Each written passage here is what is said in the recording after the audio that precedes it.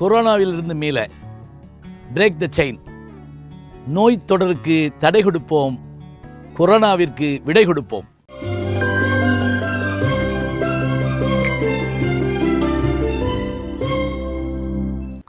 வணக்கம்.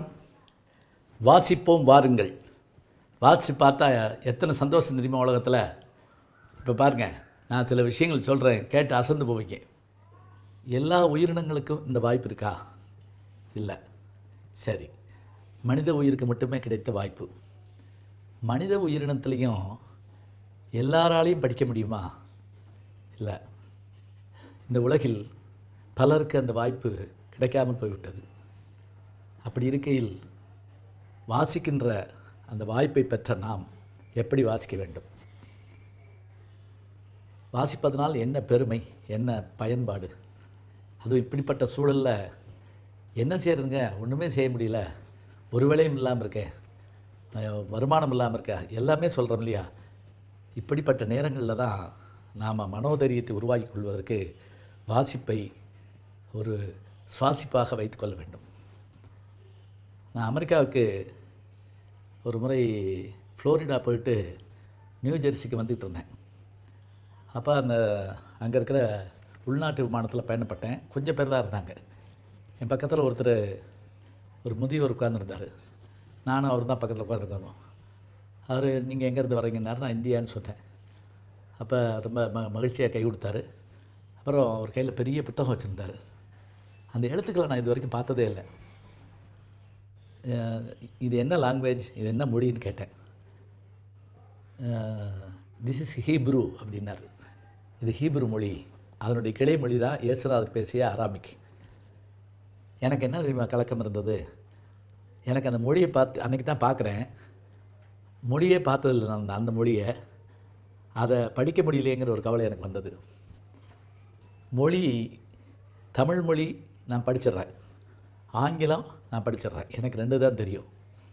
பிற மொழிகளை பார்க்குறப்ப நமக்கு என்ன ஒரு யோசனை ஏற்படுது? ஐயோ, இந்த மொழி படிச்சிருந்தா நல்லா இருக்குமே அப்படின்னு நமக்கு தோணுது.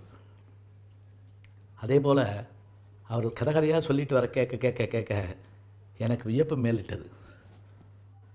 இன்னொரு முறை நான் அரபு நாடுகள் போயிருந்தபோது அந்த அரபு மொழி நாம் எப்படி வலது பக்கத்தில் இருந்துருமோ அது இடது பக்கத்துலேருந்து எழுதப்படுது. ஒவ்வொரு மொழிக்கும் ஒவ்வொரு தனித்தன்மை இருக்குது. அதை பார்த்தோம். இந்தோனேஷியா போயிருந்தேன். பாலித்தீவுகளில் பயணம் பண்ணபோது அந்த பாலித்தீவு தான் மணிமேகலை சென்று தங்கிய இடம்னு சொல்கிறாங்க. அங்கே மணிமேகலைக்கு கோயில் இருக்குது. பாலி மொழிக்கு சிறப்பு என்னன்னு கேட்டால் புத்தர் பேசிய மொழிங்கிறாங்க. இப்போ நம்ம இந்த மொழியெல்லாம் எப்போ படிக்க போகிறோம்? சரி, இதனால் படித்து என்ன லாபம்? ஒரு கேள்வி கேட்குறோம். அப்படி இல்லைங்க.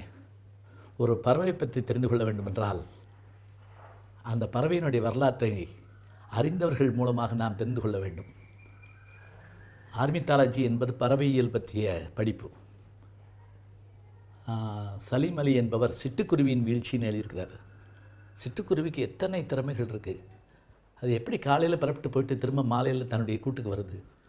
பல்லாயிரம் மைல்கள் பறக்கின்ற பறவைகள், பல்லாயிரக்கணக்கான கடல்களை கடக்கின்ற பறவைகள் எப்படி மீண்டும் தன்னுடைய தாயகம் போய் சேருது? இதெல்லாம் நம்ம நூல்களில் படிக்கிறோம். படிக்க தான் நமக்கு நம்முடைய அறிவு வளருது, அறியாமை தெரியுது. இன்னும் சொல்லப்போனால் நல்ல குணங்கள் எல்லாமே வாசிப்பின் மூலம் தானங்க நமக்கு கிடைக்குது. முக்கியமாக உங்களுக்கு ஒன்று சொல்கிறேன் கேளுங்க. நான் கல்லூரியில் பாடம் நடத்துகிறப்ப என்ன செய்வேன் அப்படின்னா, மாணவர்கள் எழுந்திரிச்சு முதல்ல வாசிக்க சொல்லுவேன். வாசிக்கிற பழக்கம் வரட்டும், 2வது உச்சரிப்பு சரியாக வரட்டுங்கிறதுக்காக. நம்பவே மாட்டீங்க, 60 பேர் கொண்ட வகுப்பில் வாசிக்க சொன்னோன்னே அமைதியாக இருப்பாங்க எல்லோரும். சில சமயம் சில பெண் பிள்ளைகள் எழுந்திரி வாசிப்பாங்க. இன்னும் சில சமயம் பல பேர் வாசிக்க சொல்லி நான் வற்புறுத்துவேன். அப்புறம் வாசித்த பிறகு அவருடைய குரலை கண்டுபிடிச்சி, உன் குரல் நல்லா இருக்குது, நீ வானொலிக்கு வரலாம்னு சொல்லுவேன். அப்படி வந்த பல பேர் இன்றைக்கு வானொலியில் பணியாற்றுகிறார்கள், தொலைக்காட்சியில் பணியாற்றுகிறார்கள். சரி, பல பேர் வாசிக்க மறுக்கவும் நான் ஒரே ஒரு வார்த்தை கேட்டேன். வாசிக்க மறுக்கிறீங்கல்ல, அப்படியே இருங்க அப்படின்னு சொல்லிட்டு என் வகுப்பில் முன் பகுதியில் ஒரு 6 பேர் பார்வையற்ற மாணவர்கள் என்கிட்ட படித்தாங்க. அவங்க ரயில் வண்டி மாதிரி கையை பிடிச்சிட்டு உள்ளே வருவாங்க. வந்தவுடனே முன் வரிசையில் உட்காந்து என்னை அப்படி அவ்வளோ ஆர்வமாக கேட்டுக்கிட்டே இருப்பாங்க. நான் பேச பேச பேச கேட்டுக்கிட்டே இருப்பாங்க. சில பேர் டேப் எடுத்துக்கிட்டே இருப்பாங்க. எதுக்குன்னு கேட்பேன் நான். இதை போய் நாங்கள் போட்டு காட்டுவோம்யா, எங்கள் கூட இருக்கவங்களுக்கு அவங்களுக்கெல்லாம் நீங்கள் பேசுகிறத போய் போட்டு காட்டுவோம்யா அப்படின்னு சொல்லுவாங்க. அப்போ அந்த ஒரு மாணவரை எழுப்பி, நீ வாசிக்கிறியா அப்படின்னு கேட்டேன். அந்த வெளியில்லாத மாணவர் கண்களில் கண்ணீர் வந்துருச்சுங்க. ஐயா, தெரிஞ்சு கேட்குறீங்களா தெரியாமல் கேட்குறீங்களா அப்படின்னாரு. இல்லையா, நீங்கள் உங்களால் வாசிக்கணும்னு ஆசையாக இருக்கா? என் வாழ்க்கையில் வேறு எதுவும் வேணாம் ஐயா, ஒரு தடவை வாசிட்டா கூட நான் இறந்து போனாலும் போவேன் ஐயா அப்படின்னாரு. அவர் அப்படியே நிற்க வச்சுட்டு பார்த்தா, நான் பாக்கியிருந்த 40-50 பேரையும் பார்த்து சொன்னேன், பாருங்கள், வாசிக்கணும்னு அந்த மனுஷன் விரும்புகிறான், ஆனால் அவனுடைய உறுப்புகள் ஒத்துழைக்கலை. பொறியின்மை யாருக்கும் பழி என்று. நம்முடைய உடற்குறைபாடு என்பது நமக்கு பழி இல்லை. திருவள்ளுவர் சொல்கிறார், எது பழி என்றால் முயற்சி இல்லாததான் பழி. அவர் வாசிக்கணும்னு விரும்புகிறார், வாசிக்க முடியல. நீங்கள் வாசிக்கிறதுக்கான வாய்ப்பு இருந்தால் வாசிக்காமல் இருக்கிறீங்க, என்ன லாபம்? என்ன நீங்கள் பரீட்சையில் என்ன செய்ய போகிறீங்க? கவனிக்காமல் இருந்து என்ன செய்ய போகிறீங்க? இல்லை நாங்கள் வீட்டில் போய் படிப்போம் அப்படி சொல்லாதீங்க. சித்திரமும் கைப்பழக்கம், செந்தமிழும் நாப்பழக்கம், வைத்தொதிர் கல்வி மனப்பழக்கம், நித்தம் நடையும் நடைப்பழக்கம், நட்பும் தயையும் கொடையும் பிறவிக்கணும். புலிகளை பற்றி தெரிந்து கொள்ள வேண்டுமா? குமாவூன் புலிகள்னு ஜிம் கார்பட் என்கின்ற ஒரு ஷிகாரி வேட்டைக்காரருடைய வரலாற்றை படித்து பாருங்கள். அதில் தெரிஞ்சுக்கிட்டது என்னன்னு தெரியுங்களா? புலிக்கு முதுகில் ஒரு நகம் இருக்குமா, தெரியுமா உங்களுக்கு? கேள்விப்பட்டிருக்கீங்களா? நகம் விரலில் தானே இருக்கும், முதுகில் ஒரு நகம் இருக்குமா. அது எதுக்கு தெரியுமா? ஏதாவது ஒன்று அடித்ததுன்னா அதை தோளில் போட்டு போகிறப்போ கொக்கி மாதிரி பிடிச்சிக்கிறதுக்காக அந்த நகம் இருக்குமா. அதே போல் அங்கே இருக்கிற அந்த காட்டு மனிதர்கள் அந்த புலியினுடைய பாதத்தை வச்சு அது ஆண் புலியா பெண் புலியான்னு கண்டுபிடிச்சு சொல்லுவாங்களாம்.